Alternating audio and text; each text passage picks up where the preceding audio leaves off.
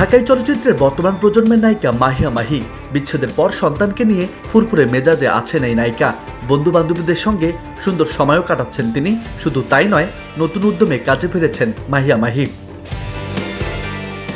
সম্প্রতি সামাজিক যোগাযোগ মাধ্যমে 1.5 মিনিটের একটি ভিডিও ভাইরাল হয়েছিল মাহির। সমালোচনা হয়েছে এই নায়িকাকে নিয়ে।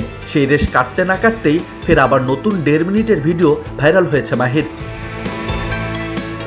নির্বাচনে হার, ব্যক্তি জীবনে বিবাহ বিচ্ছেদ সবকিছুকে পাশ কাটিয়ে নতুনভাবে ঘুরে দাঁড়াচ্ছেন তিনি। তার এই ঘুরে দাঁড়ানোর পরিবর্তনটা দেখা যাচ্ছে একের পর এক ভিডিওতে। এবার লাল কালো শাড়িতে একের পর এক পোজে ভিডিও ধারণ করেছেন এই অভিনেত্রী। মঙ্গলবার নিজের ফেসবুকে ভিডিওটি পোস্ট করে ক্যাপশনে লিখেছেন, এভাবে নেচে নেচে আমি ফটোশ্যুট করি।